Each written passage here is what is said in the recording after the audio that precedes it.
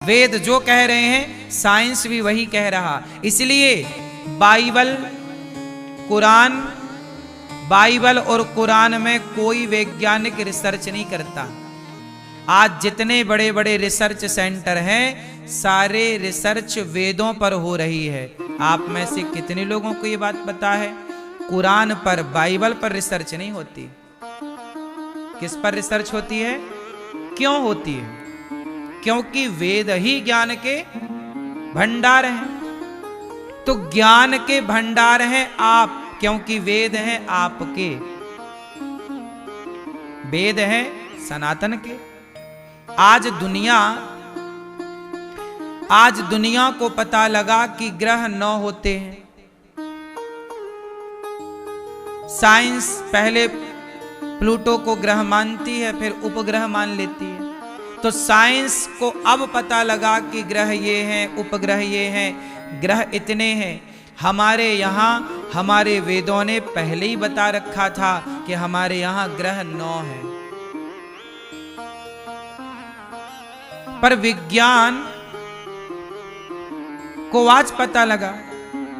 विज्ञान वेदों को डायरेक्ट नहीं मान रहा है, इनडायरेक्ट मान रहा है।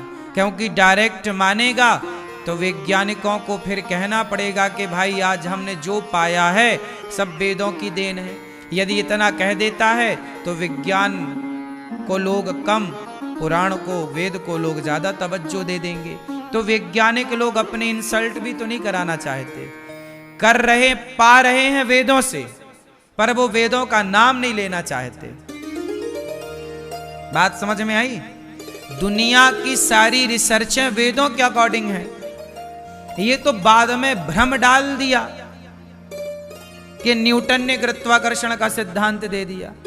क्या न्यूटन के पहले हम लोग नहीं जानते थे कि गुरुत्वाकर्षण है पृथ्वी में? यदि नहीं जानते थे तो महाभारत का एक प्रसंग मैं आपको सुनाता हूं। जो न्यूटन तो अभी हुए ना, कुछ 100 वर्ष पहले। महाभारत तो द्वापर में हुआ। महाभारत की एक घटना सुनाता हूं और एक राम रावण के युद्ध की एक घटना सुनाऊंगा आपको। दोनों घटना से आपको पता लगेगा कि हम लोग जानते थे, भीम भैया जानते थे और हनुमान जी ये जानते थे कि पृथ्वी में गुरुत्वाकर्षण है, और कहां से गुरुत्वाकर्षण है और कहां से नहीं है इसका एक लिखित में प्रमाण लीजिए।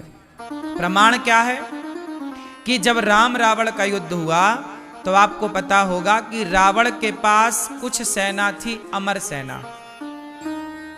अब जैसे आपने सुना होगा कि भगवान कृष्ण लड़े पांडवों की तरफ से और कौरवों की तरफ से भगवान श्री कृष्ण ने अपनी नारायणी सेना दी थी।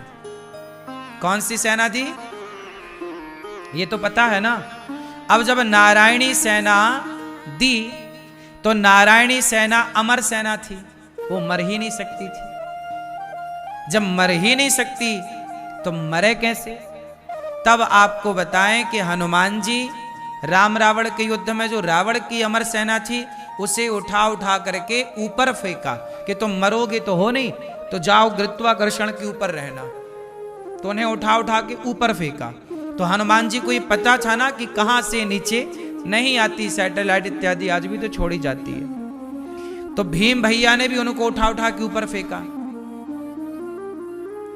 तो हमारे यहां पहले से महर्षि कणाद इत्यादि को आप पढ़ेंगे तो ये सिद्धांत जो न्यूटन का है ये कोई नया नहीं है। चूंकि हम सनातनी अपने वेदों को, पुराणों को पढ़ना छोड़ दिए, लंबे समय तक हम गुलाम रहे मुगलों के, अंग्रेजों के, तो उस गुलामी में हमारे गुरुकुल को नष्ट किया गया। जब गुरुकुलों को नष्ट किया गया तो शिक्षा का हो गया अभाव। जब हो गया अभाव तो फिर जिसने जैसा कह दिया हमने वैसा मान लिया, क्योंकि हमारी शिक्षा को एक लंबी दूरी हो गई। 700 साल गुलाम था भारत। कितने साल गुलाम था?